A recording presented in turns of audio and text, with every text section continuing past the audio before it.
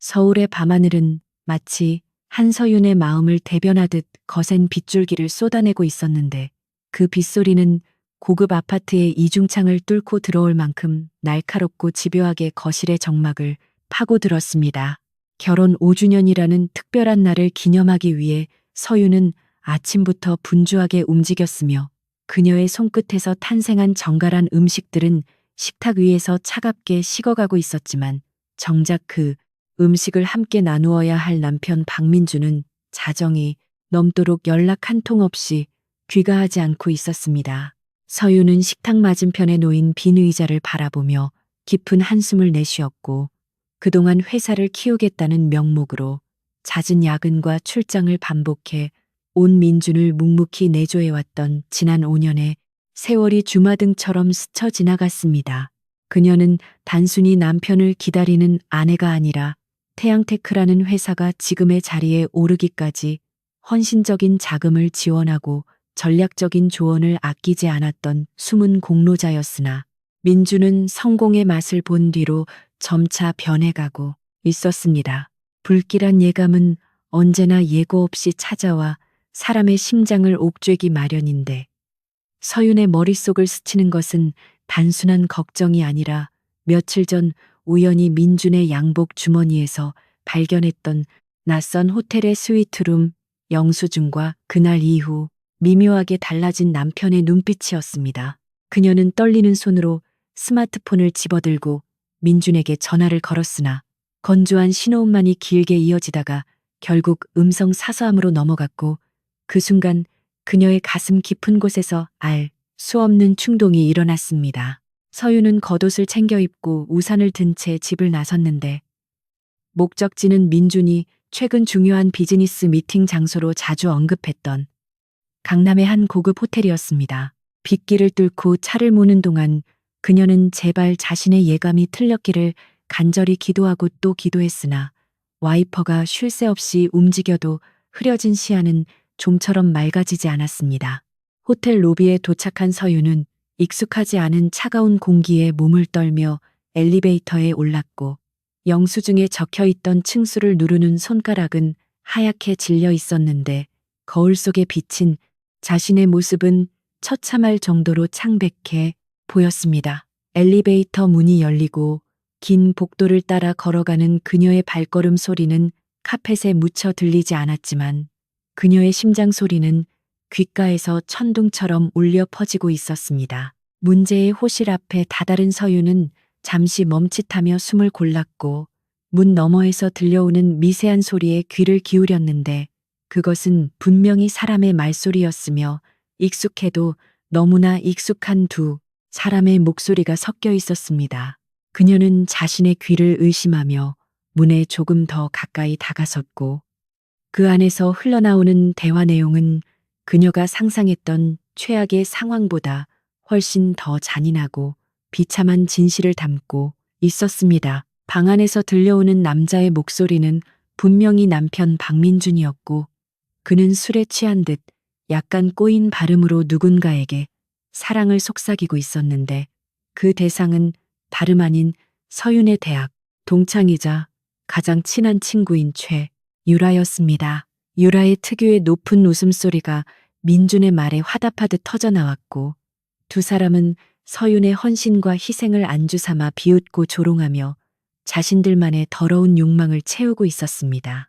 민준은 서윤이 꽉 막히고 재미없는 여자라며 그녀 덕분에 회사가 컸다는 사실조차 부정하고 있었고 유라는 그런 민준의 말에 맞장구치며 서윤이 가진 모든 것을 빼앗고 싶었다는 속내를 가감없이 드러내고 있었습니다. 서윤은 문손잡이를 잡으려던 손을 멈추고 그 자리에 얼어붙은 채 그들의 대화를 녹음하기 시작했는데 뜨거운 눈물 대신 차가운 이성이 그녀의 머리를 지배하기 시작했습니다. 문 하나를 사이에 두고 벌어지는 이 기만적인 상황극은 서윤에게 있어 세상이 무너지는 것과 같은 충격이었지만 역설적이게도 그녀는 그 순간 그 어느 때보다 명료한 정신을 유지하게 되었으며 지난 5년간의 사랑이 신기루였음을 깨달았습니다. 그녀는 당장 문을 박차고 들어가 두 사람의 머리채를 잡고 소리를 지르는 대신 조용히 물러나는 길을 택했는데 그것은 패배가 아니라 더 큰 파멸을 안겨주기 위한 전략적인 후퇴였습니다. 서유는 녹음이 완료된 스마트폰을 주머니 깊숙이 넣고 다시 엘리베이터를 타고 내려오면서 거울 속에 비친 자신의 눈동자가 예전과는 완전히 달라져 있음을 확인했습니다. 그 눈빛에는 슬픔이나 원망 대신 모든 감정을 불태워 없앤 뒤 남은 재처럼 서늘하고 건조한 적에만이 가득 차 있었고 그녀는 이제 한서윤이라는 이름을 지우고 새로운 존재로 다시 태어나기로 결심했습니다. 집으로 돌아온 서윤은 현관에 들어서자마자 젖은 외투를 벗어 던지고 곧바로 서재로 향했는데 그곳에는 민준이 평소에 소홀히 관리하던 회사의 중요 재무 서류들과 비밀 장부들이 금고 안에 보관되어 있었습니다.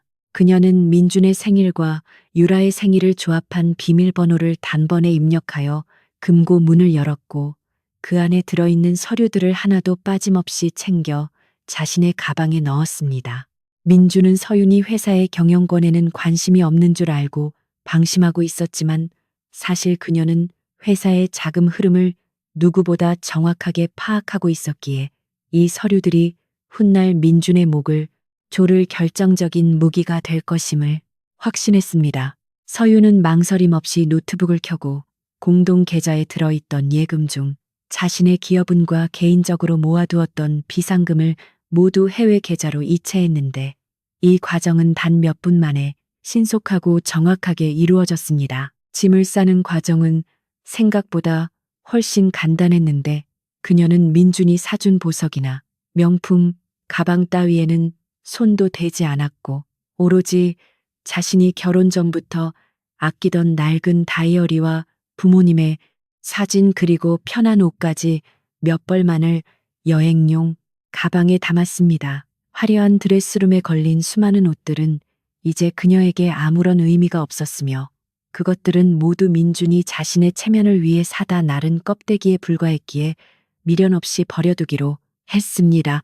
서유는 침실로 돌아와 화장대 위에 놓인 결혼 사진을 바라보았는데 사진 속에서 환하게 웃고 있는 두 사람의 모습이 마치 다른 세상의 이야기처럼 낯설게 느껴져 그녀는 액자를 뒤집어 엎어버렸습니다. 그리고 서랍 깊숙한 곳에서 미리 준비해 두었던 이혼 신고서를 꺼내어 식탁 위 가장 잘 보이는 곳에 올려두었고 그 옆에는 5년 동안 끼고 있었던 결혼 반지를 빼서 나란히 놓았습니다. 서유는 집을 나서기 전 마지막으로 집 안을 둘러보았는데 한때는 따뜻한 온기로 가득 찼던 이 공간이 이제는 차가운 무덤처럼 느껴졌고 곳곳에 남아있는 민준의 흔적들이 역겨움만을 불러일으킬 뿐이었습니다.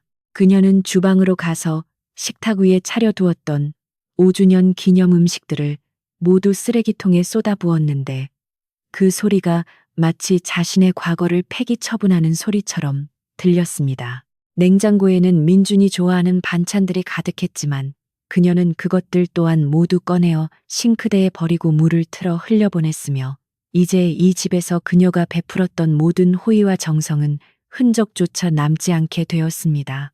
서유는 메모지 한 장 남기지 않았는데 구구절절한 편지나 원망의 말보다는 완벽한 침묵과 부재가 민준에게 더 큰 공포와 혼란을 줄 것이라 판단했기 때문이었습니다. 새벽 3시가 넘은 시각 비는 여전히 그치지 않고 내리고 있었지만 서유는 우산을 쓰지 않고 빗속으로 걸어 나갔는데 차가운 빗방울이 얼굴을 때릴 때마다 가슴속에 응어리진 뜨거운 화가 조금씩 식어가는 것을 느꼈습니다. 그녀는 대기하고 있던 택시에 올라타 공항으로 가달라고 말했고 택시 기사는 백미러를 통해 흠뻑 젖은 그녀를 의아한 눈빛으로 쳐다보았지만 서유는 창밖의 풍경만을 응시할 뿐 아무런 말도 하지 않았습니다.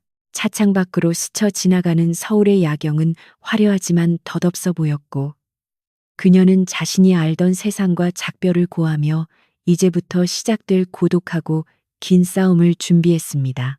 그녀가 떠난 빈집에는 정적만이 감돌았고 식탁 위에 놓인 이혼 신고서와 결혼 반지만이 주인 잃은 집을 지키며 다가올 폭풍을 예고하고 있었습니다. 한편 호텔 스위트룸에서 아침을 맞이한 박민주는 지끈거리는 두통을 느끼며 눈을 떴고 옆자리에는 최유라가 깊은 잠에 빠져 있었는데 그는 지난밤의 기억을 더듬으며 만족스러운 미소를 지었습니다. 그는 휴대폰을 확인하고 서윤에게서 온 부재 중 전화가 한 통화 있는 것을 보았지만 대수롭지 않게 여기며 다시 잠금 화면을 껐고 어차피 집에 들어가서 적당한 핑계를 대면 그녀는 언제나처럼 믿어줄 것이라 생각했습니다. 민주는 유라를 깨워 함께 조식을 먹으며 회사의 미래에 대해 거창하게 떠들었고 유라는 그런 민준을 치켜 세우며 마치 자신이 이미 태양테크의 안주인이 된 것처럼 행동했습니다. 그들은 자신들의 미래가 영원히 비밀로 유지될 것이라 믿었으며 서윤이 이미 모든 것을 알고 떠났다는 사실은 꿈에도 모른 채 파멸을 향한 시계를 재촉하고 있었습니다. 오후가 되어서야 느긋하게 집으로 돌아온 민주는 현관에 들어서자마자 묘한 위화감을 느꼈는데 평소라면 현관까지 마중 나와야 할 서윤의 모습이 보이지 않았고 집 안 공기가 유난히 서늘하게 느껴졌기 때문이었습니다. 그는 서윤의 이름을 크게 불렀지만 돌아오는 것은 메아리뿐이었고 거실로 들어선 그는 식탁 위에 놓인 낯선 서류 봉투와 결혼 반지를 발견하고는 걸음을 멈췄습니다. 민주는 떨리는 손으로 서류를 집어들었고 그 맨 윗장에는 이혼 신고서라는 5글자가 선명하게 인쇄되어 있었으며 그 아래에는 서윤의 도장이 이미 찍혀 있었습니다. 그는 믿을 수 없다는 표정으로 안방과 드레스룸을 미친 듯이 뒤졌지만 서윤의 물건들은 흔적도 없이 사라져 있었고 그제야 그는 사태의 심각성을 깨닫고 바닥에 주저앉았습니다. 민주는 즉시 서윤에게 전화를 걸었으나 수화기 너머에서는 없는 번호라는 안내 멘트만이 흘러나왔고 그는 유라에게 전화를 걸어 상황을 설명하며 화를 냈지만 유라 또한 영문을 모르기는 마찬가지였습니다. 그는 금고를 확인하기 위해 서재로 뛰어들어갔지만 텅 비어버린 금고 안을 보고는 경악을 금치 못했고 회사의 운명이 걸린 중요한 서류들과 비자금 장부까지 모두 사라졌다는 사실에 등골이 오싹해졌습니다. 민주는 그제야 서윤이 단순히 집을 나간 것이 아니라 자신을 완벽하게 파괴하기 위한 준비를 마치고 떠났다는 것을 깨달았지만 이미 엎질러진 물이었고 그가 할 수 있는 것은 아무것도 없었습니다. 그는 분노와 공포가 뒤섞인 괴성을 지르며 식탁을 엎어버렸고 깨진 유리 조각들이 바닥에 흩어지며 그의 산산조각 난 미래를 예견하는 듯했습니다.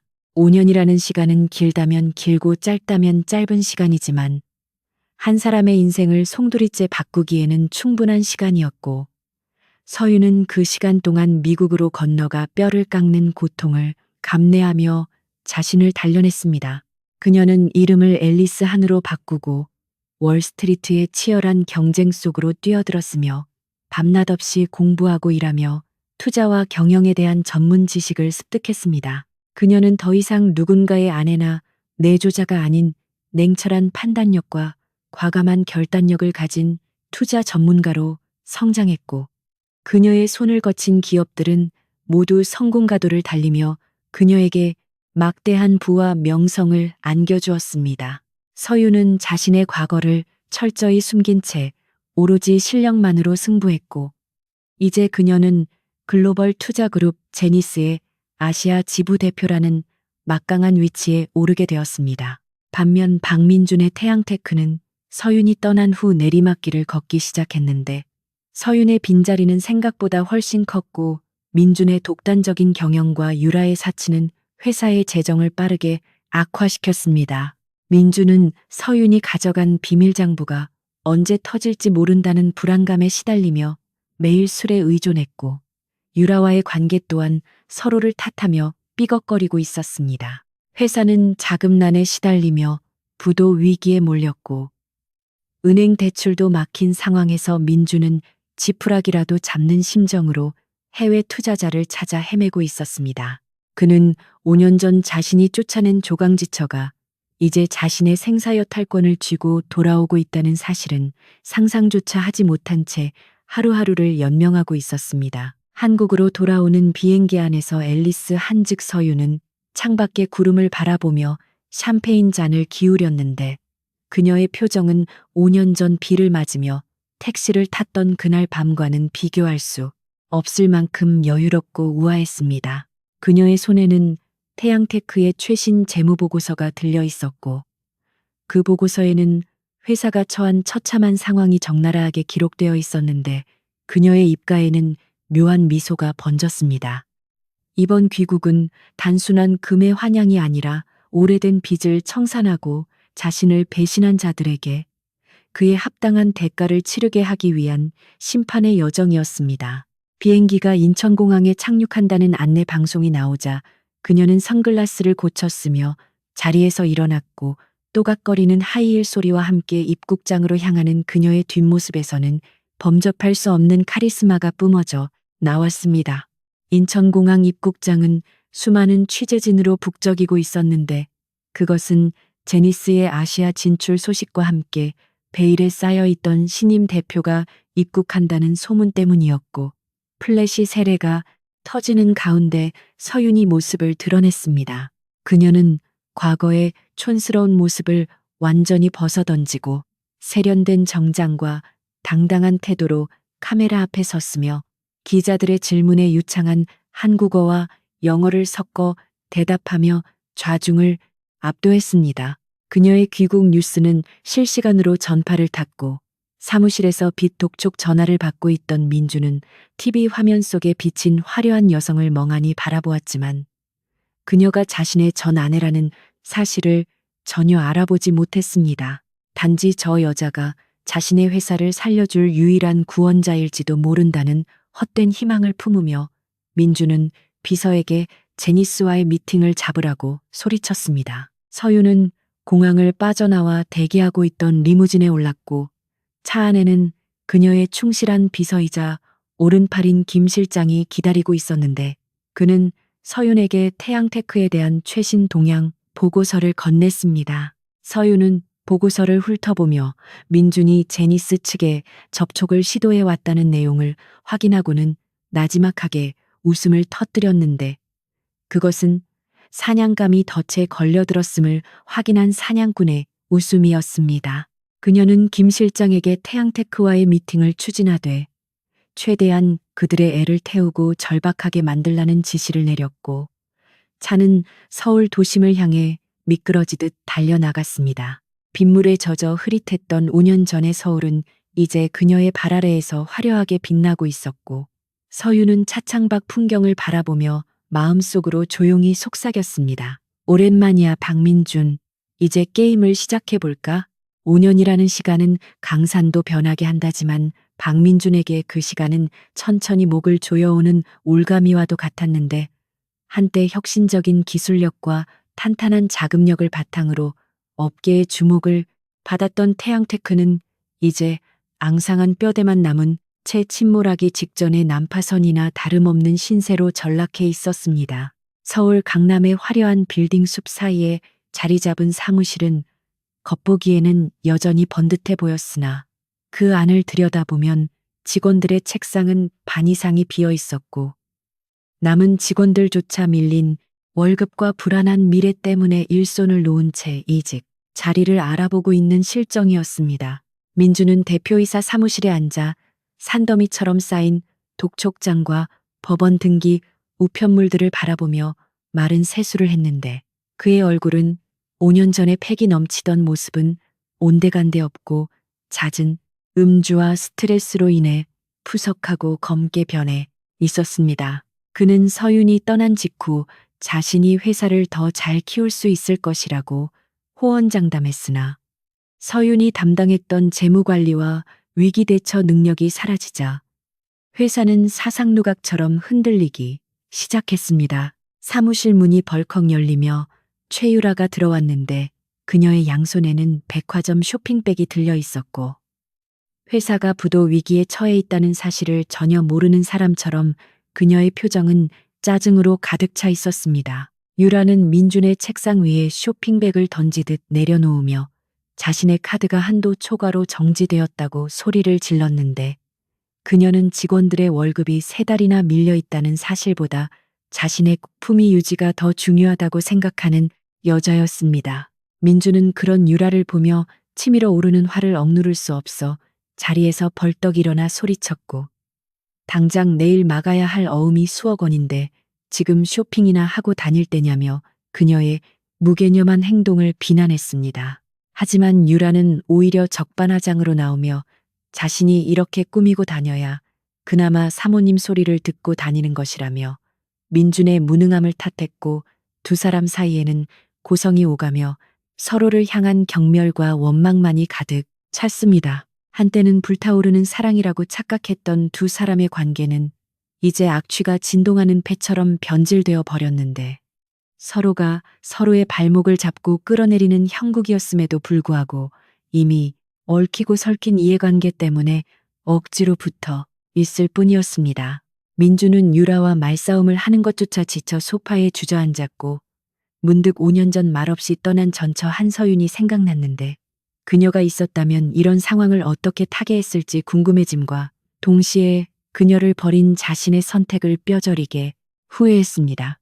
그러나 후회는 잠시뿐이었고, 그는 다시 현실로 돌아와 어떻게든 돈을 구해야 한다는 강박관념에 시달렸는데, 시중은행들은 이미 태양테크를 요주의 기업으로 분류하여 추가 대출을 거절한 지 오래였고, 제2금융권조차 고개를 저을 정도였습니다.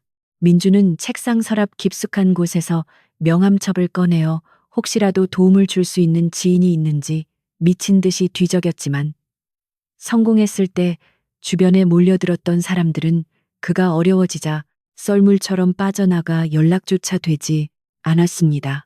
그때 사무실 한 구석에 켜져 있던 텔레비전 뉴스에서 흘러나오는 앵커의 목소리가 민준의 귀를 사로잡았는데, 그것은 미국 월스트리트의 신화적인 투자 그룹인 제니스가 한국 시장에 공식적으로 진출한다는 소식이었습니다. 제니스 그룹은 죽어가는 기업도 살려낸다는 미다스의 손으로 불리는 동시에 가차 없는 구조 조정과 냉혹한 수익 추구로 인해 기업 사냥꾼이라는 별명을 동시에 가진 양날의 검과 같은 존재였습니다. 화면 속에서는 제니스의 아시아 지부 설립을 알리는 화려한 행사장 모습이 비치고 있었고, 그 중심에는 베일에 쌓인 아시아 지부장 앨리스 한에 대한 언급이 나오고 있었으나 그녀의 얼굴은 공개되지 않았습니다. 민주는 뉴스 화면을 뚫어지게 쳐다보며 마른 침을 삼켰는데, 만약 저 거대 자본인 제니스의 투자를 받을 수만 있다면 회사의 빚을 모두 청산하고 다시 한번 재기할 수 있을 것이라는 희망의 불씨가 타올랐기 때문이었습니다. 민주는 즉시 비서를 호출하여 제니스 그룹과의 접촉 방법을 알아오라고 지시했고, 유라 또한 제니스라는 이름에 눈을 반짝이며 만약 투자를 받게 되면 자신의 카드 한도도 다시 늘어날 수 있을 것이라는 헛된 기대에 부풀었습니다. 태양테크의 기술력은 비록 자금난으로 인해 빛을 보지 못하고 있었지만, 민주는 여전히 자신의 기술이 세계 최고라고 자부하고 있었기에 제니스 측에서도 분명히 관심을 가질 것이라고 믿어 의심치 않았습니다. 그는 밤을 새워가며 제니스에 제출할 투자 제안서를 작성하기 시작했고, 그동안 방치해 두었던 서류들을 억지로 짜깁기하여 그럴듯한 포트폴리오를 만들어냈습니다. 민주는 이 제안서가 자신의 인생을 구원할 마지막 동아줄이라고 생각하며 혼신의 힘을 다했지만, 사실 그 모든 과정이 누군가의 철저한 계획 아래 노란하고 있다는 사실은 꿈에도 알지 못했습니다. 다음 날 민주는 잘 다려진 양복을 입고 제니스 그룹의 한국 지사가 위치한 여의도의 초고층 빌딩으로 향했는데, 건물의 위용은 태양테크의 초라한 사무실과는 비교조차 할 수 없을 정도로 압도적이었습니다. 로비에 들어서자마자 느껴지는 세련되고 차가운 공기는 민준을 위축되게 만들었지만, 그는 애써 당당한 표정을 지으며 안내 데스크로 다가가 투자 담당자와의 미팅을 요청했습니다. 그러나 안내 직원은 차가운 미소를 지으며 사전 예약 없이는 담당자를 만날 수 없다고 딱 잘라 거절했고, 민주는 자신의 명함을 내밀며 태양테크의 대표라고 목소리를 높였지만 직원은 눈 하나 깜짝하지 않았습니다.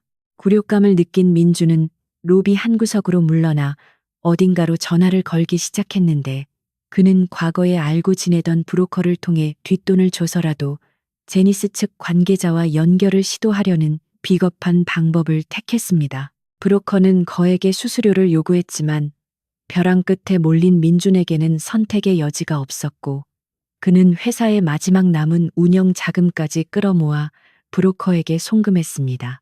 몇 시간 뒤 브로커로부터 연락이 왔고 제니스의 투자심사팀장과 잠시 만날 수 있는 자리를 마련했다는 소식을 전해 들은 민주는 마치 세상을 다 얻은 듯 기뻐했습니다. 그는 약속 장소인 호텔 카페로 달려갔고 그곳에서 만난 심사팀장은 젊고 날카로운 인상의 남자였는데 그는 민준이 내민 제안서를 대충 훑어보며 시큰둥한 반응을 보였습니다. 민준은 땀을 뻘뻘 흘리며 회사의 비전과 기술력에 대해 열변을 토했고 만약 투자가 성사된다면 파격적인 지분 양도와 경영권 일부를 넘길 의향까지 있다는 굴욕적인 조건들을 제시했습니다. 심사팀장은 민준의 절박한 모습을 보며 묘한 미소를 지었는데 그는 이미 상부로부터 태양테크와 박민준에 대한 특별 지시를 받은 상태였기 때문에 이 모든 상황을 즐기고 있었습니다. 그는 민준에게 긍정적으로 검토해보겠다는 모호한 답변을 남기고 자리에서 일어났고 민준은 그 말 한마디에 감격하여 90도로 허리를 숙여 인사했습니다. 민준은 호텔을 나서며 유라에게 전화를 걸어 일이 잘 풀릴 것 같다고 흥분된 목소리로 자랑했고 두 사람은 마치 로또에 당첨된 사람들처럼 샴페인을 터뜨릴 준비를 하며 김칫국을 마셨습니다. 하지만 그 시각 제니스 그룹의 최상층 대표 이사실에서는 이 모든 광경을 대형 모니터를 통해 지켜보고 있는 한 여인이 있었습니다. 앨리스 한이라는 이름으로 살아가고 있는 서유는 모니터 속에서 굽신거리는 민준의 모습을 보며 차가운 에스프레소를 한 모금 마셨는데 그녀의 눈빛에는 연민이라곤 조금도 찾아볼 수 없었고 오직 먹잇감을 노리는 맹수의 침착함만이 서려 있었습니다. 그녀의 책상 위에는 태양테크의 모든 채무 관계와 민준의 개인 비리, 그리고 유라의 사치 내역까지 낱낱이 기록된 파일이 놓여 있었고 그녀는 이미 그들의 숨통을 끊어놓을 준비를 마친 상태였습니다. 김 실장이 조용히 들어와 민준이 제출한 제안서를 서윤의 책상 위에 올려놓았고 서윤은 그 제안서를 집어들어 천천히 넘겨보며 비웃음을 흘렸는데 5년 전과 변한 것이 하나도 없는 민준의 안일함과 허세가 서류 곳곳에 묻어 있었기 때문이었습니다. 그녀는 김 실장에게 투자 심사를 통과시키라고 지시했는데 단 조건은 민준이 거부할 수 없는 달콤한 독이 든 사과와 같은 계약 조건을 제시하라는 것이었습니다. 제니스가 제시할 계약 조건은 겉보기에는 태양테크를 살려주는 파격적인 자금 지원처럼 보였지만 실상은 회사의 모든 자산과 특허권 그리고 민준의 개인 자산까지 담보로 잡는 노예 계약이나 다름없었습니다. 서유는 민준이 지금의 절박한 상황에서 계약서의 세부 조항을 꼼꼼히 따져볼 여유가 없다는 것을 누구보다 잘 알고 있었고 그의 탐욕과 조급함을 이용하여 스스로 족쇄를 차게 만들 계획이었습니다. 김 실장은 서윤의 지시를 받아 적으며 그녀의 치밀함에 다시 한번 감탄했고 서윤은 창가로 다가가 서울의 야경을 내려다보며 5년 전 자신이 겪었던 고통을 되새겼습니다. 그녀는 민준이 가장 높은 곳에 올라갔다고 착각하는 순간 바닥으로 추락시킬 것이며 그가 가진 모든 것을 빼앗아 그를 철저하게 파괴하는 것이야말로 진정한 복수라고 믿고 있었습니다.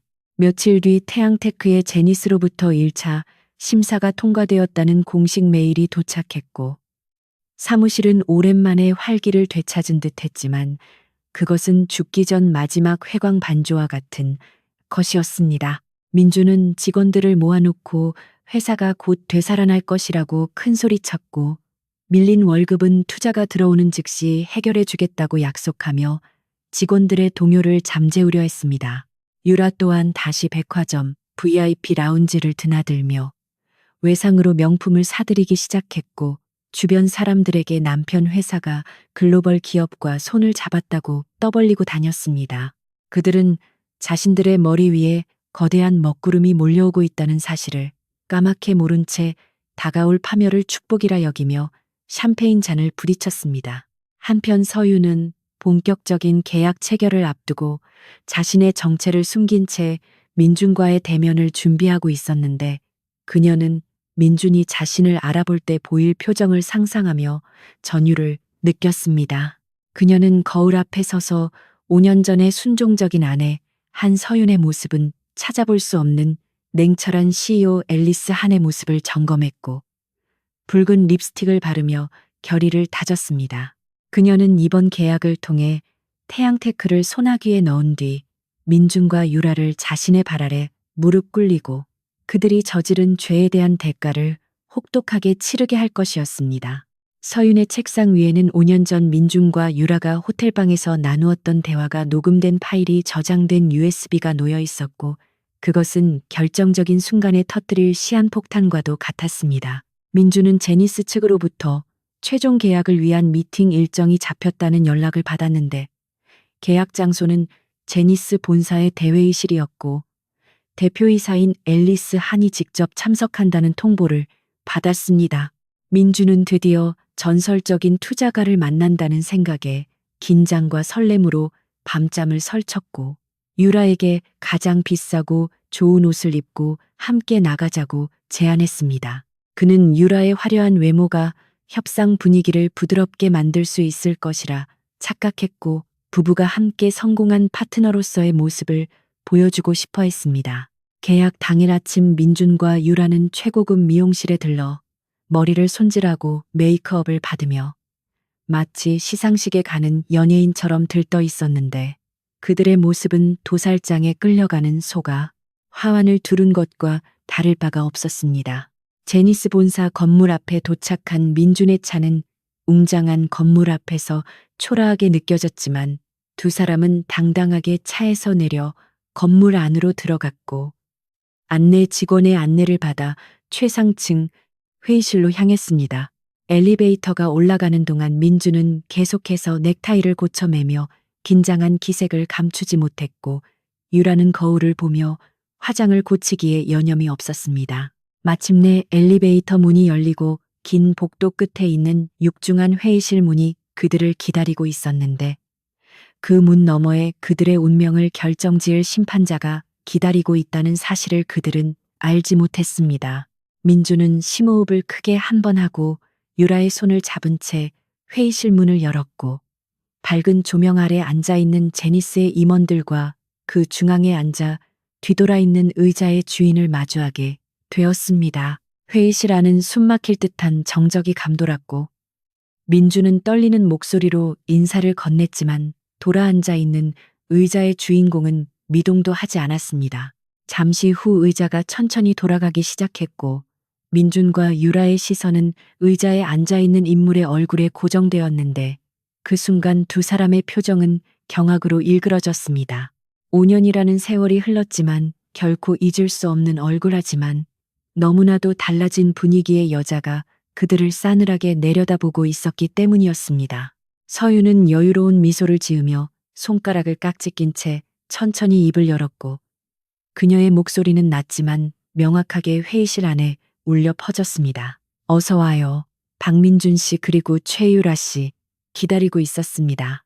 회의실 안을 가득 메운 정적은 마치 시간이 멈춘 듯 무겁고 차가웠으며 박민준과 최유라는 눈앞에 펼쳐진 믿을 수 없는 광경에 숨쉬는 방법조차 잊어버린 듯 멍하니 서 있을 뿐이었습니다. 5년 전 초라한 행색으로 집을 나갔던 조강지처 한서윤이 제니스 그룹의 아시아 지부장 앨리스 한이라는 이름으로 그들 앞에 나타났다는 사실은 그들의 인지 능력을 완전히 마비시키기에 충분했습니다. 서윤은 그들의 경악스러운 표정을 즐기듯 여유로운 미소를 띠고 있었지만 그 눈빛은 빙하처럼 차가웠고 그녀가 입고 있는 최고급 슈트와 손목에서 빛나는 시계는 그녀가 지금 얼마나 높은 위치에 있는지를 단적으로 보여주고 있었습니다. 민주는 마른 침을 삼키며 떨리는 손을 들어 그녀를 가리키려 했지만 힘이 들어가지 않아 손가락만 허공에서 바들거렸고 그의 입술은 뻐끔거리며 소리 없는 비명을 지르고 있었습니다. 겨우 정신을 차린 민준이 쥐어짜듯 서윤의 이름을 부르려 했으나 서윤은 그의 말이 채 입 밖으로 나오기도 전에 손을 들어 제지하며 자신을 앨리스 한 대표라고 소개했습니다. 그녀의 목소리에는 과거의 감정이라고는 티끌만큼도 섞여 있지 않은 완벽한 비즈니스 톤이 배어 있었고 그것은 민준으로 하여금 그녀가 더 이상 자신이 함부로 대할 수 있는 존재가 아님을 뼈저리게 느끼게 만들었습니다. 서윤은 자리에 앉으라는 손짓을 보냈고 민준과 유라는 마치 보이지 않는 실에 조종당하는 꼭두각시처럼 뻣뻣한 동작으로 맞은편 의자에 앉았는데 최고급 가죽 의자의 안락함조차 그들에게는 가시방석처럼 느껴졌습니다. 유라는 서윤의 압도적인 아우라에 눌려 고개조차 제대로 들지 못했고 명품으로 치장한 자신의 모습이 진짜 명품인 서윤 앞에서 얼마나 촌스럽고 가소로운지 깨닫고는 수치심에 얼굴을 붉혔습니다. 서윤은 김 실장에게 눈짓을 보내 미리 준비해둔 계약서를 두 사람 앞에 내려놓게 했는데 두툼한 서류 뭉치가 테이블 위에 닿는 둔탁한 소리가 회의실의 침묵을 깨뜨렸습니다. 그녀는 태양테크의 현재 상황을 정확하게 짚어내며 회사가 부도 직전이며 민준이 사채까지 끌어다 쓴 사실을 낱낱이 열거했는데 그 정보력의 정확함에 민준은 등골이 서늘해지는 공포를 느꼈습니다.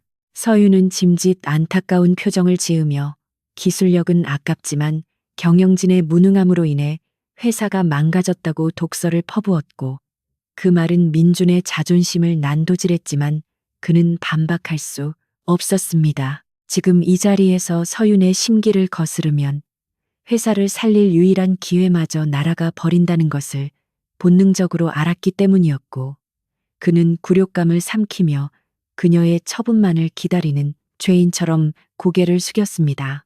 계약서의 내용은 겉으로 보기에는 파격적인 자금 지원을 약속하고 있었지만 그 이면에는 태양테크를 완전히 집어삼키기 위한 독소 조항들이 교묘하게 숨겨져 있었습니다.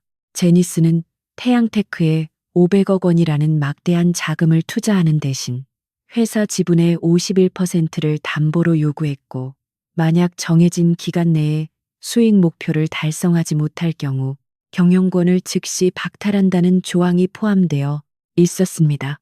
또한 투자금의 사용 내역을 이론 단위까지 감시하고 만약 횡령이나 배임의 흔적이 발견될 시 즉시 전액 상환과 함께 민준의 개인 자산까지 압류한다는 무시무시한 조건도 명시되어 있었습니다. 민준은 계약서를 읽어내려가며 손을 떨었는데 이것은 투자가 아니라 영혼을 파는 계약이나 다름없다는 생각이 들었지만 눈앞에 적힌 500억 원이라는 숫자가 그의 이성을 마비시키고 있었습니다. 민준이 망설이는 기색을 보이자 서윤은 기다렸다는 듯이 자리에서 일어나며 태양테크 말고도 투자할 곳은 많으니 싫으면 지금 나가도 좋다고 차갑게 쏘아붙였습니다. 그녀는 시계를 보며 다음 미팅이 잡혀있다는 핑계를 댔고 김 실장은 서류를 도로 거두려는 시계를 하며 분위기를 더욱 압박했습니다. 벼랑 끝에 몰린 민준의 머릿속은 하얗게 변해버렸고 당장 내일 막아야 할 어음과 직원들의 원망 섞인 눈빛 그리고 빚쟁이들의 협박이 주마등처럼 스쳐 지나갔습니다. 이때 옆에 앉아있던 유라가 민준의 옷소매를 잡아당기며 귓속말을 했는데 그녀는 계약서의 위험성보다는 당장 손에 갤 수 있는 돈과 다시 누릴 수 있는 풍요로운 생활에 눈이 멀어 무조건 사인을 하라고 재촉했습니다. 유라의 부추김과 서윤의 압박 사이에서 갈등하던 민준은 결국 펜을 집어들었는데 펜 끝이 종이에 닿는 순간 그의 심장은 터질 듯이 요동쳤습니다. 그는 서윤을 올려다보며 제발 예정을 생각해서라도 회사를 살려달라는 애원 섞인 눈빛을 보냈지만 서윤은 그저 무표정한 얼굴로 그가 사인하는 모습을 지켜볼 뿐이었습니다. 사각거리는 펜 소리가 회의실 안에 울려 퍼졌고 민준이 자신의 이름을 서명란에 적어 넣는 순간 태양테크와 박민준의 운명은 완전히 서윤의 소나기로 넘어가게 되었습니다.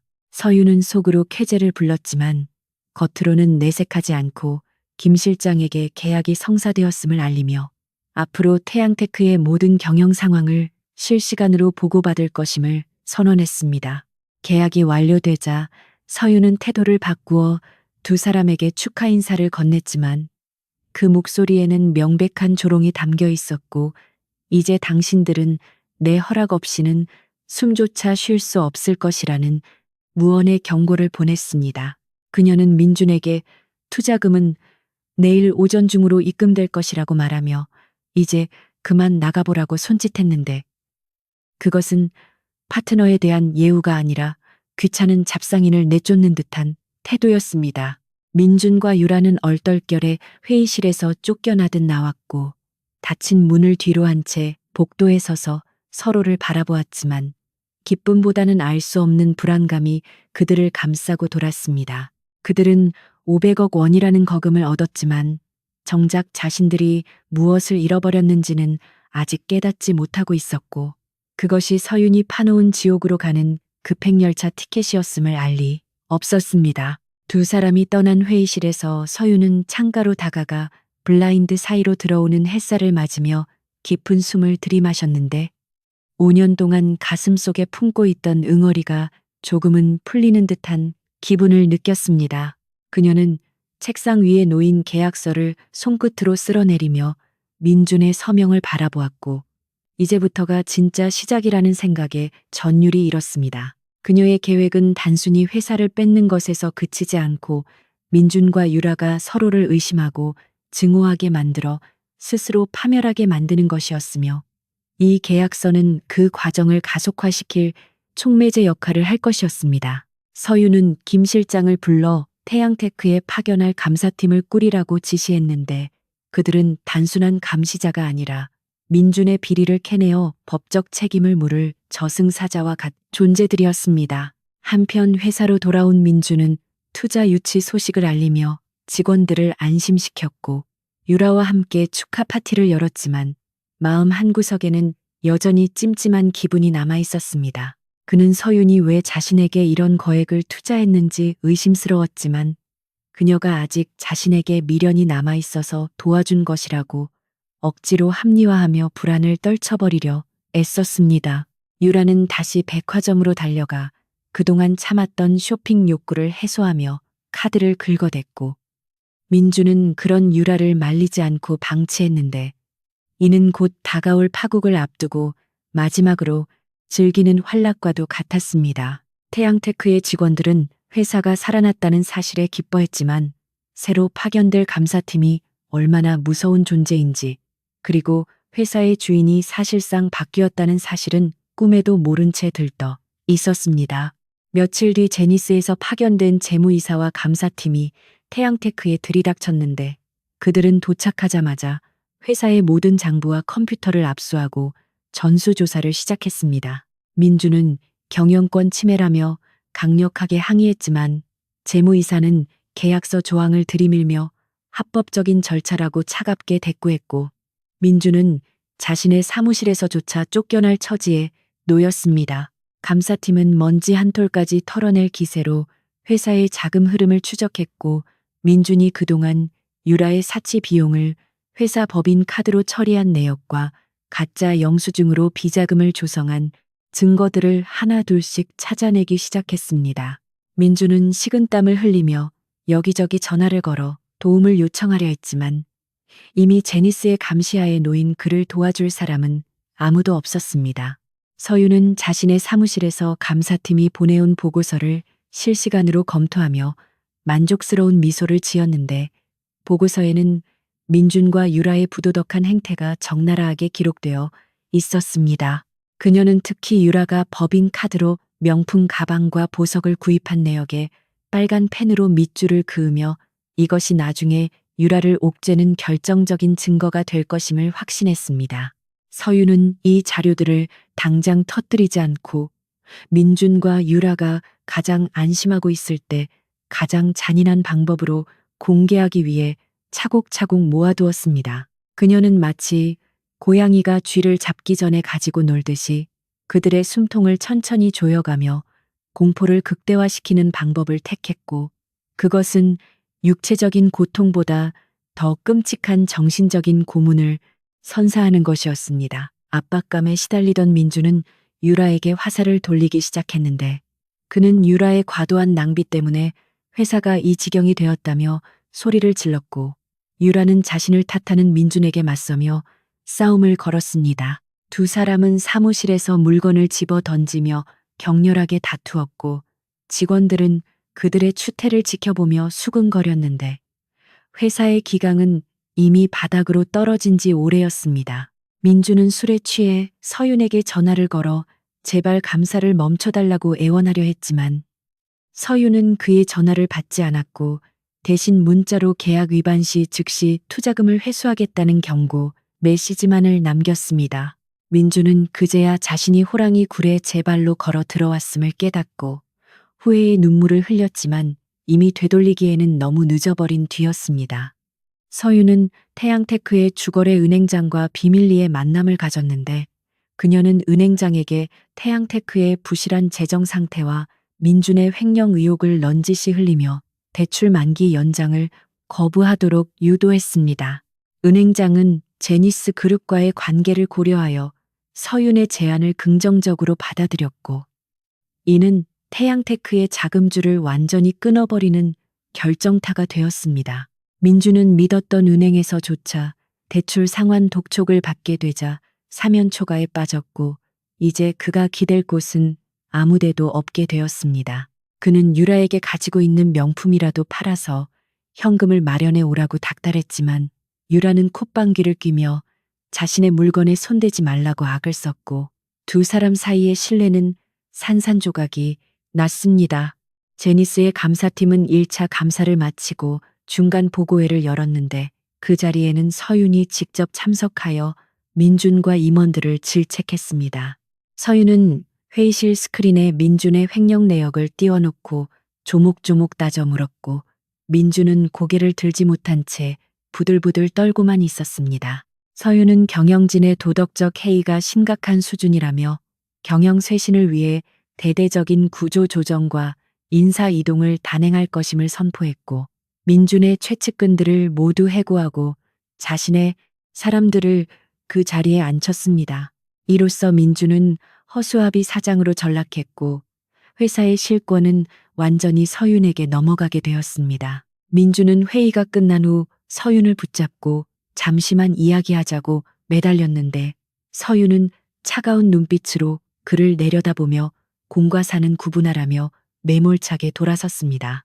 민준은 닫히는 엘리베이터 문 사이로 보이는 서윤의 뒷모습을 보며 5년 전 자신이 그녀에게 했던 짓들이 부메랑이 되어 돌아오고 있음을 뼈저리게 느꼈습니다. 그는 비상구 계단에 주저앉아 담배를 피우며 한숨을 쉬었는데, 연기 속에서 서윤의 환영이 나타나 그를 비웃는 것만 같아 괴로움에 몸부림쳤습니다. 이제 그에게 남은 것은 빚더미와 표독스러운 내연녀뿐이었고, 과거의 영광은 신기루처럼 사라져버린 뒤였습니다. 서윤은 차에 올라타 김 실장에게 다음 단계 작전을 지시했는데, 그것은 민준과 유라 사이를 완전히 갈라놓을 이간질 작전이었습니다. 그녀는 유라에게 접근하여 민준이 모든 책임을 유라에게 뒤집어 씌우고 혼자 빠져나갈 계획을 세우고 있다는 거짓 정보를 흘리도록 사람을 매수했습니다. 의심이 많은 유라는 이 정보를 쉽게 믿을 것이고, 자신의 살 길을 찾기 위해 민준을 배신할 것이 뻔했기에, 서윤은 이 모든 시나리오가 완벽하게 맞아떨어질 것임을 확신했습니다. 창밖으로 스쳐 지나가는 서울의 거리는 여전히 화려했지만, 서윤의 마음은 그 어느 때보다 차갑게 가라앉아 있었고, 그녀의 복수극은 이제 절정을 향해 치닫고 있었습니다.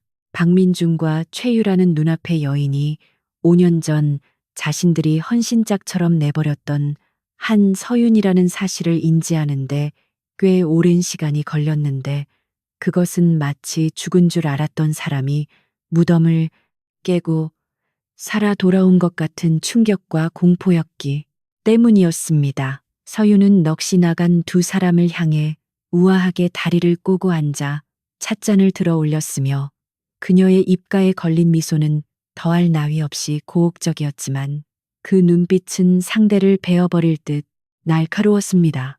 민주는 다리가 풀려 바닥에 주저앉을 뻔한 것을 겨우 테이블을 짚어버텼고 떨리는 입술로 서윤의 이름을 부르려 했으나 목소리가 나오지 않아 쉰소리만 흘러나왔습니다. 유라 역시 믿을 수 없다는 듯 눈을 비비며 서윤을 노려보았지만 눈앞의 여자는 분명 기억 속의 촌스러운 가정주부가 아닌 제니스 그룹이라는 거대 자본을 움직이는 권력자의 모습으로 그들을 내려다보고 있었습니다. 서윤은 침묵을 지키고 있는 두 사람을 향해 앨리스 한이라는 이름이 낯선 모양이라며 비꼬는 말투로 정적을 깼는데 그녀의 목소리는 과거에 상냥했던 아내가 아니라 냉혹한 심판자의 그것이었습니다. 민주는 겨우 정신을 수습하고 어떻게 당신이 이 자리에 있냐고 물었지만 서윤은 대답 대신 테이블 위에 놓인 계약서를 손가락으로 가리키며 사적인 질문은 삼가라고 딱 잘라 말했습니다. 그녀는 지금 이 자리가 옛정을 나누는 동창회가 아니라 수천억 원이 오가는 비즈니스 현장임을 강조하며 민준에게 공적인 태도를 요구했습니다. 민준은 서윤의 차가운 태도에 모멸감을 느꼈지만 이미 계약서에 도장을 찍은 이상 그녀는 자신의 생사 여탈권을 쥐고 있는 채권자이자 대주주였기에 감히 대들 수 없었습니다.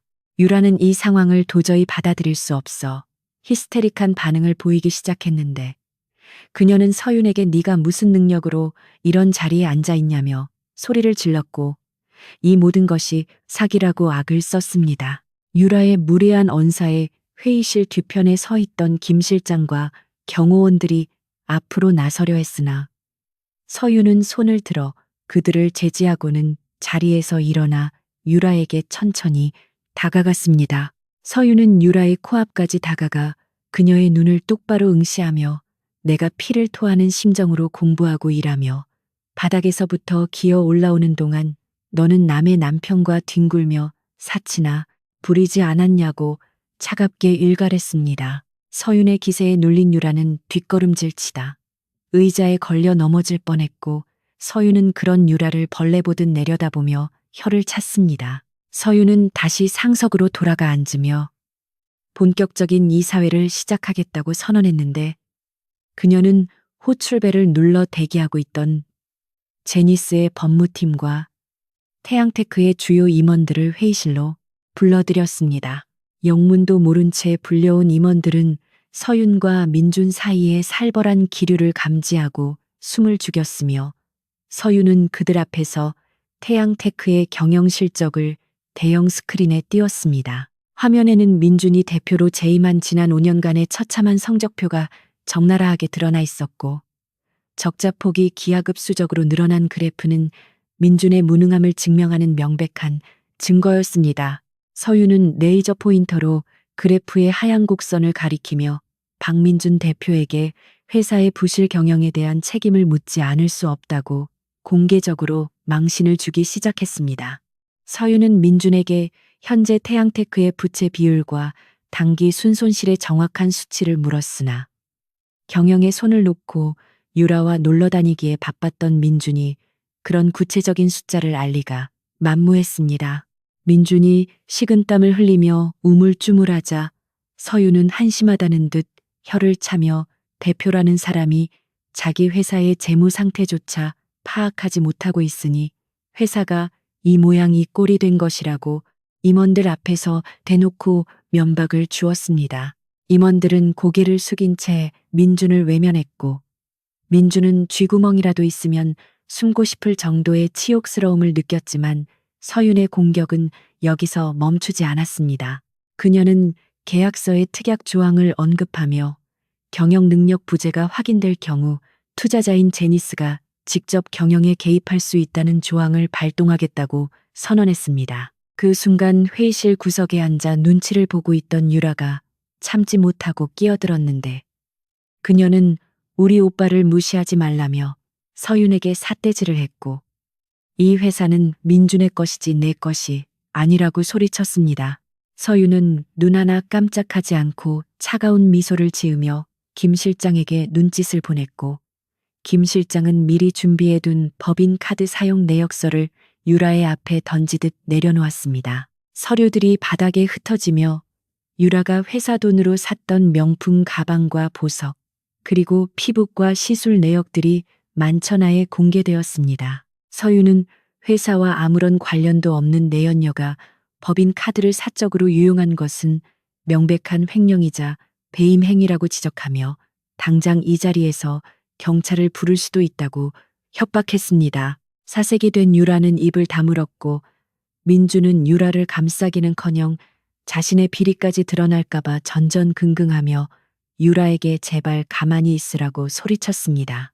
서유는 이 신성한 이사회 장소에 자격 없는 외부인이 소란을 피우는 것을 용납할 수 없다며 보안팀을 호출해 유라를 밖으로 끌어내라고 지시했습니다. 건장한 보안 요원들이 회의실로 들어와 유라의 양팔을 잡고 끌고 나가자 유라는 발버둥치며 민준에게 도와달라고 애원했지만 민준은 서윤의 눈치를 보느라 고개를 돌려버렸습니다. 끌려나가는 유라의 비명소리가 복도에서 멀어지자 회의실에는 다시금 무거운 침묵이 내려앉았고 남겨진 민준은 벌거벗겨진 듯한 수치심에 고개를 들 수 없었습니다.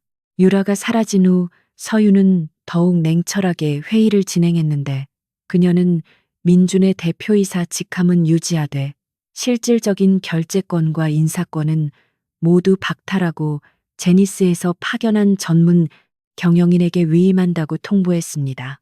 이는 사실상 민준을 허수아비로 만들겠다는 선언이었고 민준은 반발하려 했으나 서윤이 들이민 채무 변제 요구서 앞에서 입을 다물 수밖에 없었습니다.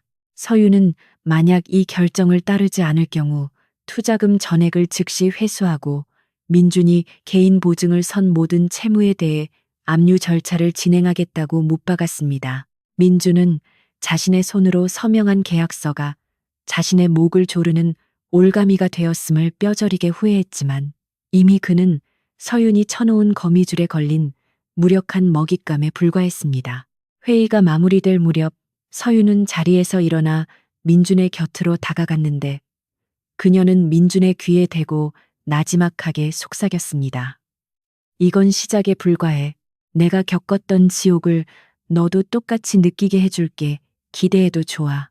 그녀의 목소리는 소름 끼치도록 차분했지만 그 안에 담긴 증오의 깊이는 가늠할 수 없을 정도로 깊어 민준은 온몸에 소름이 돋았습니다.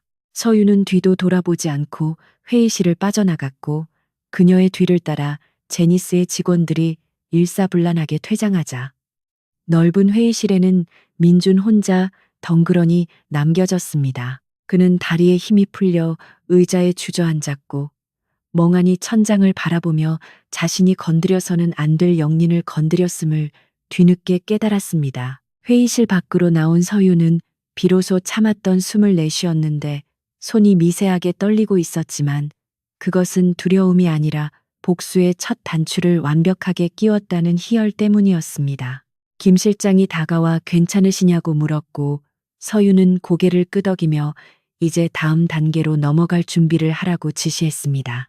그녀는 민준을 식물인간 상태의 대표로 만들어 놓고 회사 내부의 비리를 낱낱이 파헤쳐 그를 법적으로 매장시킬 계획을 세우고 있었으며 그 과정에서 유라와의 관계도 완전히 파탄낼 생각이었습니다. 서윤은 복도의 창문을 통해 아래를 내려다 보았는데 건물 밖으로 쫓겨나 분을 사귀지 못하고 씩씩거리며 서 있는 유라의 모습이 개미처럼 작게 보였습니다. 한편 건물 로비로 쫓겨난 유라는 분노와 수치심에 치를 떨고 있었는데 지나가는 사람들이 자신을 쳐다보며 수근거리는 것 같아 견딜 수가 없었습니다. 그녀는 민준에게 전화를 걸어 당장 내려오라고 소리를 질렀지만 민준은 전화를 받지 않았고 유라는 핸드폰을 바닥에 집어 던질 뻔했습니다. 그녀는 서윤이 5년 만에 나타나 모든 것을 망쳐놓았다고 생각하며 이를 갈았지만 마음 한구석에는 서윤의 압도적인 권력에 대한 공포가 자리 잡기 시작했습니다. 유라는 민준이 서윤에게 꼼짝도 못하던 모습을 떠올리며 이대로 가다가는 자신도 빈털터리가 될 수 있다는 위기감을 느꼈고 자신의 살기를 찾아야겠다는 본능적인 계산이 머릿속을 빠르게 스쳐 지나갔습니다. 민주는 텅 빈 회의실에서 한참을 앉아 있다가 비틀거리며 일어났는데 그의 눈동자는 초점을 잃고 흔들리고 있었고 머릿속은 뒤죽박죽 엉망이 되어 있었습니다. 그는 회의실 테이블 위에 놓인 자신의 명패를 바라보았는데 대표이사 박민준이라는 글자가 오늘따라 유난히 초라하고 낯설게 느껴졌습니다. 그는 명패를 집어들어 바닥에 내동댕이 쳤고 산산조각 난 명패 파편들이 마치 자신의 처지 같아 헛웃음이 터져 나왔습니다. 민주는 비틀거리는 걸음으로 회의실을 나섰지만 복도는 끝이 보이지 않는 터널처럼 어두워 보였고 그는 그 어둠 속으로 걸어 들어가는 자신의 운명을 예감하며 깊은 절망에 빠졌습니다. 제니스 그룹의 경영진이 파견된 이후 태양테크의 분위기는 마치 살얼음판을 걷는 듯 위태롭고 살벌하게 변해버렸는데 모든 결제 라인은 앨리스 한의 승인을 거쳐야만 했고 박민주는 자신의 회사에서 커피 한 잔 값조차 마음대로 쓸 수 없는 허수아비 신세로 전락해 있었습니다. 그는 숨통을 조여오는 감시에 극심한 스트레스를 받으며 탈출구를 모색하던 중 급한 불을 끄기 위해 회사 명의로 되어 있던 법인 차량 한 대를 몰래 처분하여 현금을 마련하려는 어리석은 시도를 감행했습니다.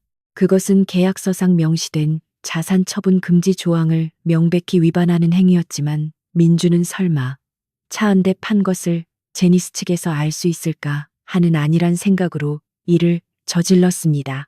하지만 그의 모든 행동은 24시간 감시 체계 속에서 실시간으로 서윤에게 보고되고 있었고 이것은 그녀가 기다리고 기다리던 파멸의 방아쇠를 당기는 결정적인 계기가 되었습니다. 민준이 중고차 딜러로부터 대금을 입금받은 지 불과 1시간도 지나지 않아 제니스 법무팀장으로부터 계약 위반 통보서가 팩스로 날아들었고 사무실에는 비상벨이 울리는 듯한 긴장감이 감돌았습니다.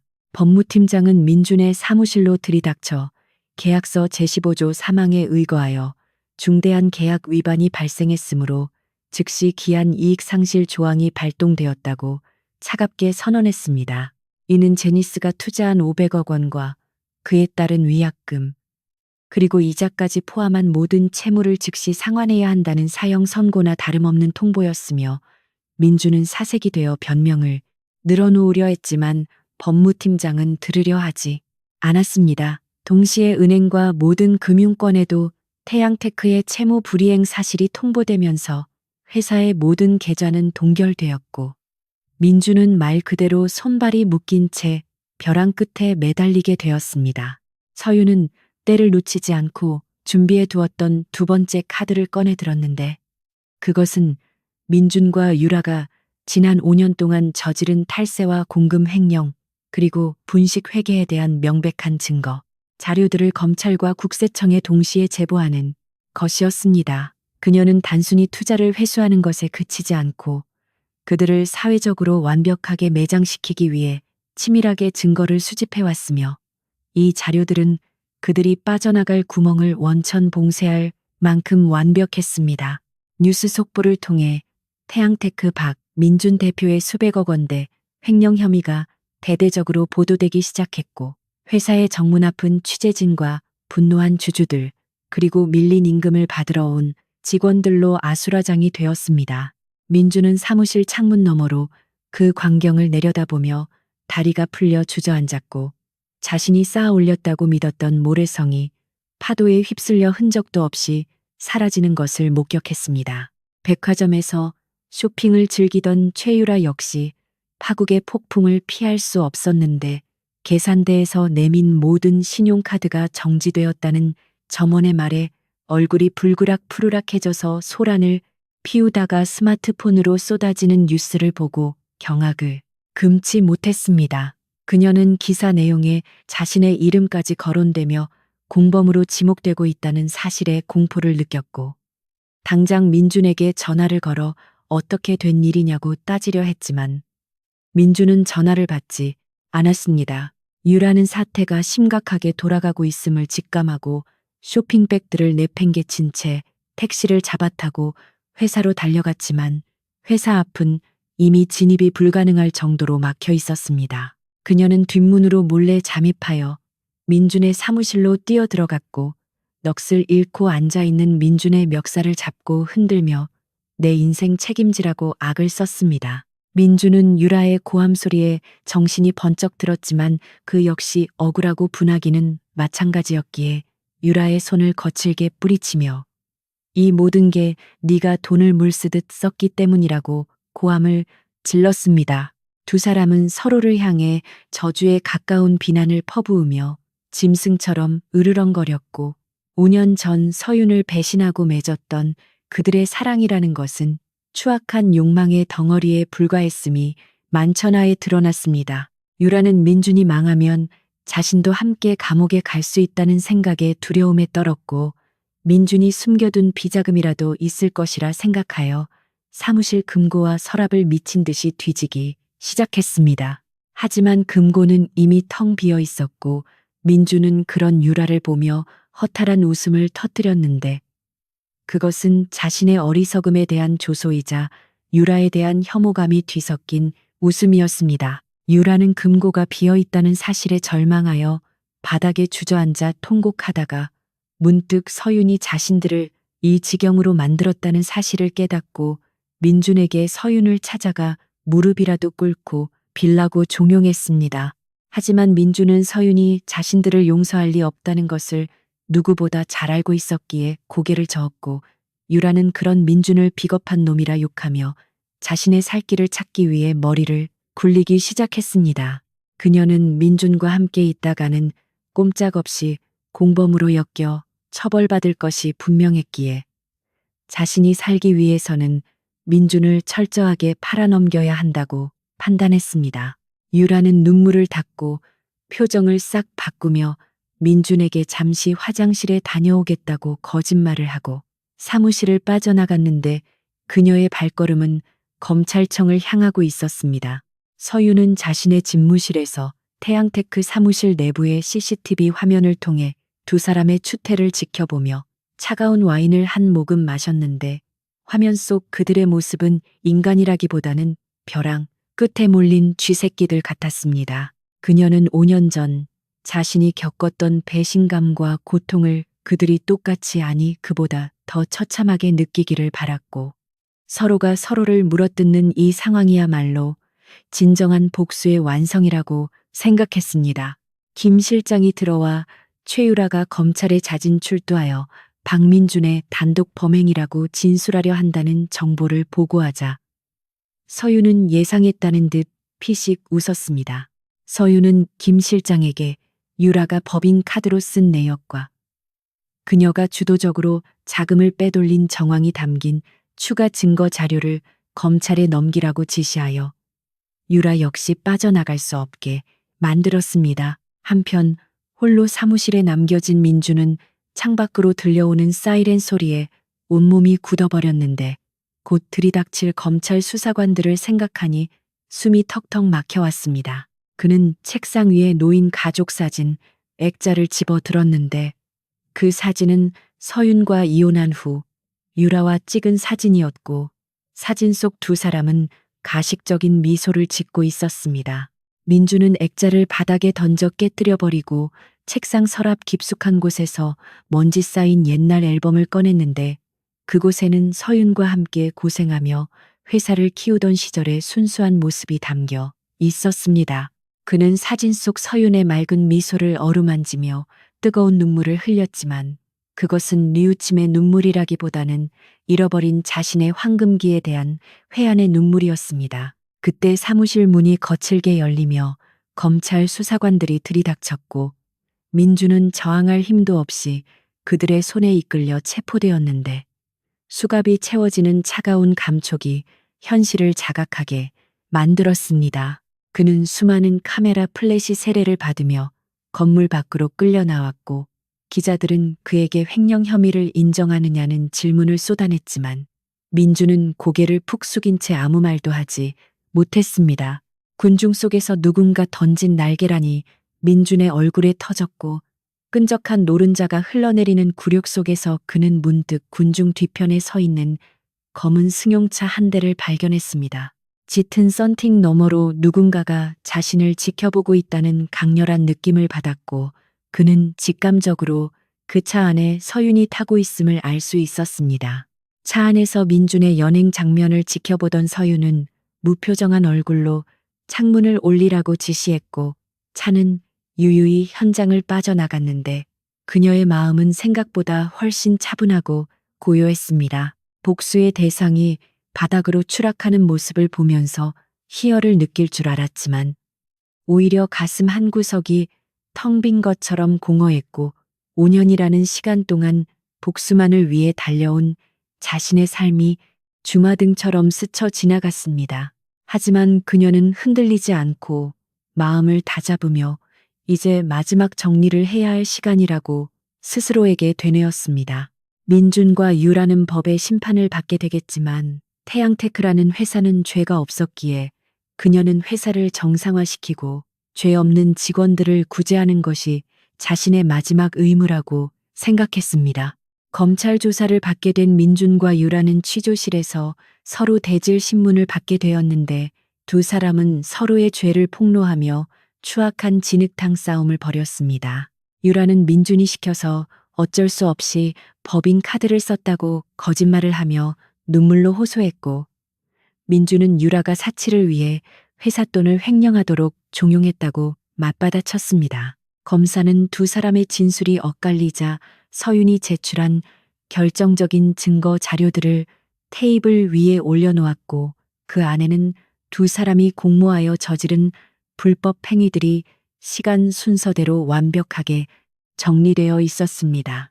증거 앞에서는 어떤 변명도 통하지 않았고 두 사람은 서로를 원망하는 눈빛을 교환하며 고개를 떨굴 수밖에 없었습니다. 구치소에 수감된 민주는 차가운 독방 바닥에 누워 지난날을 돌이켜보았는데 서윤이 떠나던 날 밤 자신이 유라와 뒹굴며 서윤을 비웃었던 기억이 떠올라 괴로움에 몸부림쳤습니다. 그는 자신이 서윤을 버린 것이 아니라 서윤이라는 행운을 제 발로 차버린 것임을 뒤늦게 깨달았지만 닫힌 철창문은 다시는 열리지 않을 것만 같았습니다. 그는 서윤에게 편지라도 써서 용서를 빌어볼까 생각했지만 펜을 잡을 용기조차 나지 않았고 자신이 저지른 죄의 무게가 너무나도 무겁게 느껴졌습니다. 유라 역시 옆방에서 밤새도록 흐느끼며 민준을 만나지 않았더라면 이런 꼴은 당하지 않았을 것이라고 신세 한탄을 했지만 그녀의 눈물은 아무런 동정도 받지 못했습니다. 서윤은 태양테크의 임시 주주총회를 소집하여 박민준의 해임안을 가결시키고 자신이 새로운 대표이사로 취임했는데 직원들은 그녀의 귀환을 열렬히 환영했습니다. 그녀는 취임사에서 과거의 잘못된 관행을 모두 뜯어고치고 투명하고 공정한 경영을 통해 태양테크를 다시 일으켜 세우겠다고 약속했습니다. 서윤은 5년 전 자신이 피땀 흘려 일구었던 회사를 되찾았지만 그 과정에서 상처 입은 자신의 마음을 치유하는 데는 더 많은 시간이 필요할 것 같았습니다. 그녀는 회의를 마치고 텅 빈 대표이사실에 앉아 창밖을 바라보며 이제는 복수가 아닌 자신의 행복을 위해 살아가야겠다고 다짐했습니다. 그로부터 몇 달 후 재판이 열렸고 법원은 박민준과 최유라에게 각각 징역형과 거액의 추징금을 선고했는데 판결이 내려지는 순간 두 사람은 넋이 나간 표정으로 허공을 응시했습니다. 민준은 징역 7년, 유라는 징역 4년을 선고받았고 태양테크에 끼친 손해를 배상하기 위해 그들의 모든 재산은 강제 경매에 넘어갔습니다. 그들은 빈털터리가 되어 감옥에서 긴 세월을 보내야 하는 처지가 되었고 한때 잘 나가던 CEO와 사모님은 범죄자 번호가 적힌 수의를 입은 죄수로 전락했습니다. 서윤은 재판장에 나오지 않았지만 뉴스를 통해 판결 소식을 전해 들었고 조용히 TV를 끄며 길었던 악연의 고리를 끊어냈습니다. 계절이 바뀌고 어느덧 겨울이 찾아왔는데 서윤은 눈 내리는 거리를 걸으며 홀가분한 기분을 느꼈습니다. 그녀는 더 이상 과거에 얽매이지 않고 제니스 그룹과 태양테크를 이끄는 존경받는 기업인으로서 새로운 삶을 살아가고 있었습니다. 거리의 전광판에는 태양테크의 신제품 출시 광고가 나오고 있었고 서유는 그 광고를 보며 옅은 미소를 지었습니다. 복수는 끝났지만 그녀의 인생은 이제부터가 진짜 시작이었고 그녀는 차가운 겨울 바람 속에서도 따뜻한 봄이 오고 있음을 느낄 수 있었습니다.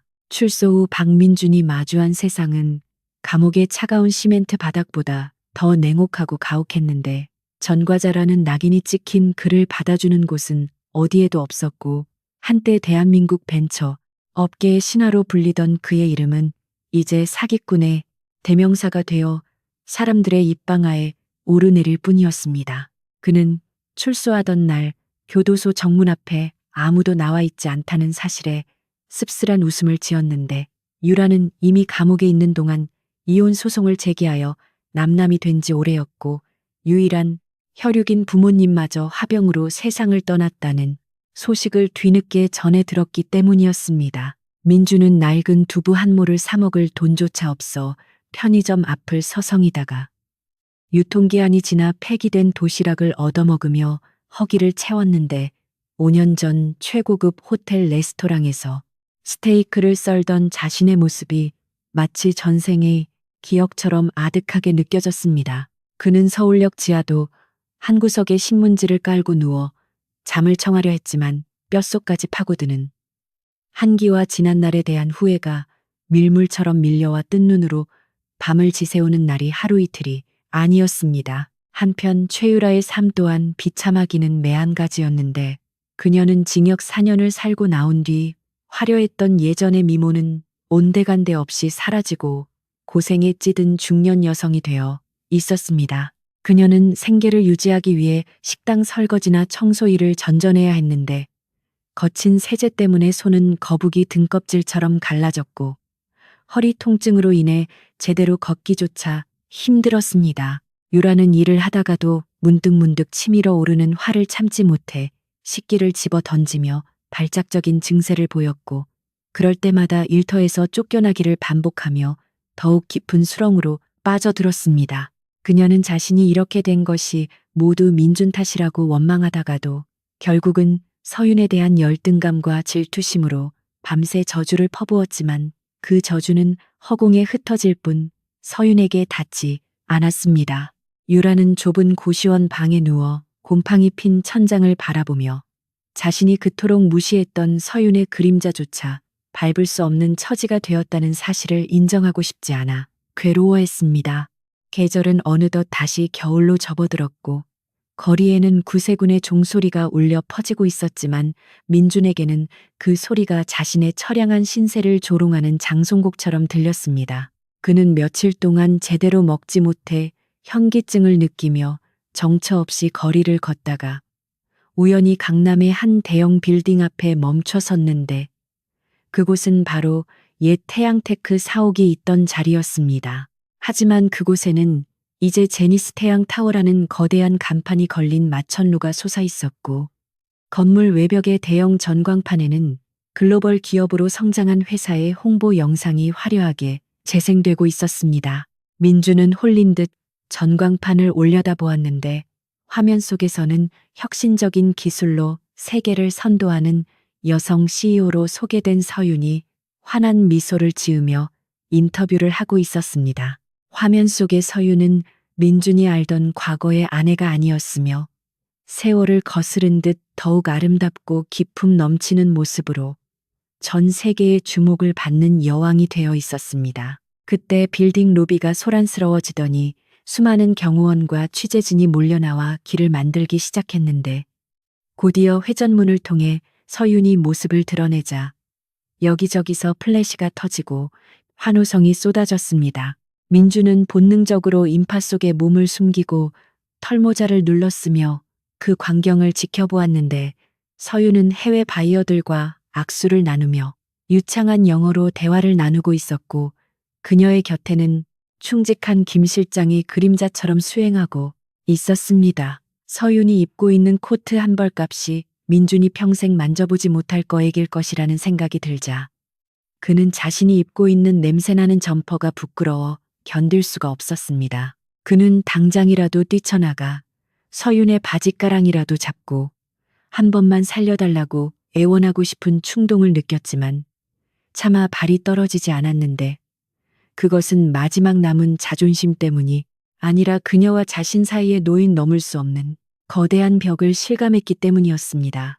서윤은 차에 오르기 직전 문득 시선이 느껴져 군중 쪽을 바라보았는데 수많은 인파 속에서도 유독 초라하고 움츠러든 한 남자의 모습이 그녀의 눈에 들어왔습니다. 덥수룩한 수염과 탄 눈동자, 그리고 남루한 행색을 한 그 남자는 다름 아닌 전 남편 박민준이었는데 서윤은 그를 알아보는 순간 심장이 덜컥 내려앉을 줄 알았지만 의외로 아무런 감정의 동요도 일어나지 않았습니다.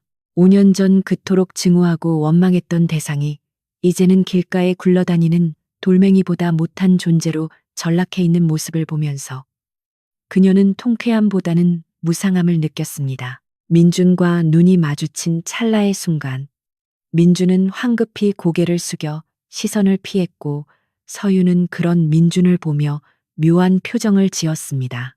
그것은 용서도 아니고 연민도 아닌 완벽한 무관심이었으며 그녀에게 박민준이라는 존재는 이제 인생의 한 페이지를 장식했던 5점 그 이상도 이하도 아니었습니다. 서윤은 조용히 시선을 거두고 대기하고 있던 리무진에 올랐고 차문이 닫히는 소리와 함께 외부의 소음이 차단되자 차 안에는 정적만이 감돌았습니다. 김 실장이 백미러를 통해 서윤의 눈치를 살피며 아는 사람이라도 보셨냐고 조심스럽게 물었지만 서윤은 창밖을 응시하며 담담한 목소리로 아니라고 대답했습니다. 차는 부드럽게 출발하여 민준이 서 있는 곳을 스쳐 지나갔고 서윤은 차창 너머로 점점 작아지는 민준의 모습을 끝까지 지켜보지 않고 고개를 돌려 서류를 검토하기 시작했습니다. 그녀는 이미 과거의 늪에서 완전히 빠져나왔으며 자신의 앞에 펼쳐진 찬란한 미래만을 바라보며 나아가기로 결심했기에 뒤를 돌아볼 이유가 없었습니다. 민준은 멀어져 가는 서윤의 차를 멍하니 바라보며 눈물을 흘렸지만 그 눈물은 차가운 아스팔트 바닥에 떨어져 흔적도 없이 말라버렸습니다. 차가운 바람이 부는 거리에 홀로 남겨진 민준은 다시 발걸음을 옮겨야 했는데 갈 곳 없는 그가 향할 수 있는 곳은 무료 급식소의 긴 줄뿐이었습니다. 줄을 서서 기다리는 동안 그는 자신의 인생이 어디서부터 잘못되었는지를 곱씹어 보았는데 서윤이 묵묵히 내조하던 시절에 평온했던 저녁 식탁이 사무치게 그리워졌습니다. 그때는 그것이 행복인 줄 몰랐고 당연한 권리라고 착각하며 감사할 줄 몰랐던 오만함이 자신을 이 지옥으로 떨어뜨렸다는 것을 뼈저리게 깨달았습니다.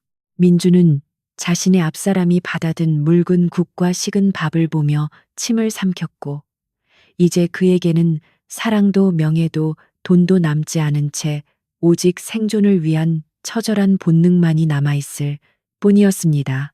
그는 알거지가 된 자신의 모습을 비관하며 차라리 죽는 게 낫지 않을까 생각했지만 죽을 용기조차 없는 비겁한 자신을 발견하고는 쓴웃음을 지었습니다.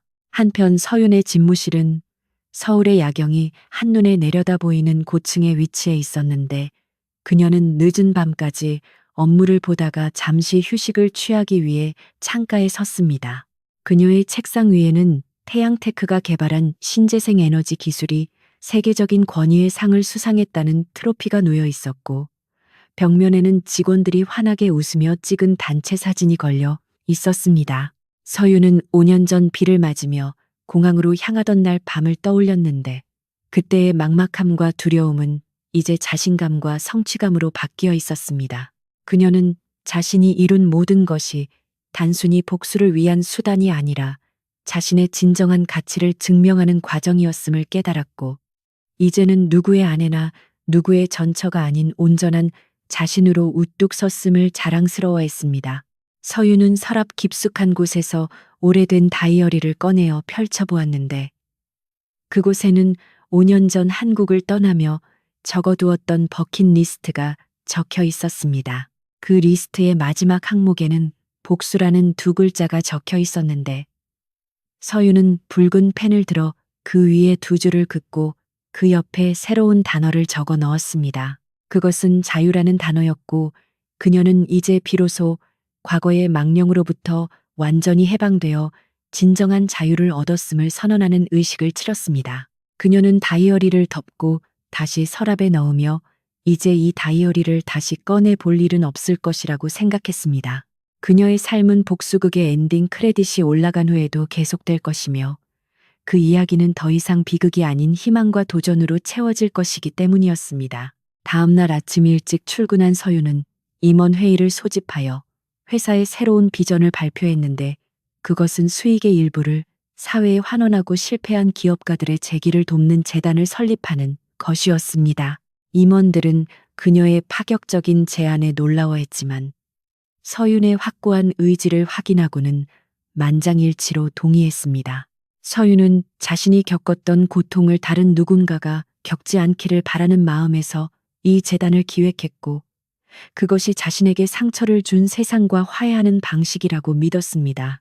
그녀는 재단 이사장직을 맡아 직접 현장을 뛰어다니며 절망에 빠진 사람들에게 손을 내밀었고 그녀의 진심 어린 행보는 많은 사람들에게 귀감이 되었습니다. 어느 날 서유는 재단 후원 행사에서 한 중년 남성을 마주쳤는데 그는 과거 태양테크의 협력업체 사장으로 민준의 갑질과 대금, 미지급으로 인해 부도를 맞고 거리로 나앉았던 사람이었습니다.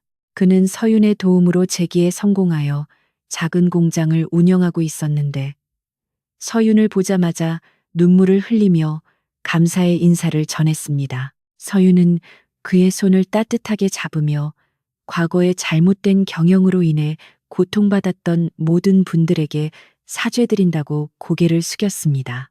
그 남성은 서윤의 탓이 아니라며 손사래를 쳤지만 서윤은 그제야 마음 한구석에 남아있던 마지막 부채감을 털어낼 수 있었습니다. 그녀는 자신이 태양테크를 인수한 이유가 단지 민준을 파멸시키기 위함이 아니라 민준이 망가뜨린 사람들의 삶을 복구하기 위함이었음을 다시 한번 확인했습니다. 세월이 흘러 10년이라는 시간이 더 지나갔고 서유는 이제 아시아를 넘어 세계적인 영향력을 가진 여성 리더로 성장했습니다. 그녀는 타임지가 선정한 세계에서 가장 영향력 있는 백인의 이름을 올렸고 그녀의 성공 스토리는 수많은 책과 드라마로 제작되어 사람들에게 영감을 주었습니다. 반면 박민준이라는 이름은 사람들의 기억 속에서 완전히 잊혔고 그는 서울역 노숙자들 사이에서 전설처럼 떠도는 옛날 이야기의 주인공으로만 남게 되었는데 그 이야기의 끝은 항상 욕심을 부리면 벌을 받는다는 권선징악의 교훈으로 마무리되곤 했습니다. 민주는 늙고 병든 몸으로 무료 급식소 한 구석에 앉아 멍하니 허공을 응시하며 하루하루 죽지 못해 사는 삶을 이어가고 있었습니다. 어느 화창한 봄날 서유는 한강 공원을 산책하며 따사로운 햇살을 즐기고 있었는데 강물에 비친 윤슬이 보석처럼 반짝이고 있었습니다.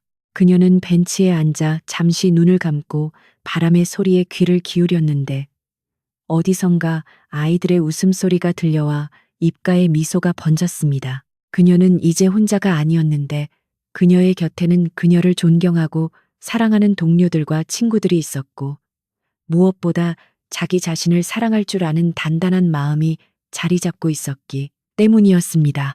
서유는 자리에서 일어나 가볍게 기지개를 켜며 다시 걸음을 옮겼고 그녀의 발걸음은 그 어느 때보다 가볍고 경쾌했습니다. 이야기는 여기서 끝이 나지만 한서윤의 삶은 계속될 것이며 그녀는 앞으로도 수많은 시련과 도전에 직면하겠지만 결코 무너지지 않을 것입니다. 그녀는 바닥을 쳐본 사람만이 가질 수 있는 회복 탄력성과 삶에 대한 깊은 통찰력을 가지고 있기에 어떤 폭풍우가 몰아쳐도 의연하게 헤쳐나갈 것이기 때문입니다.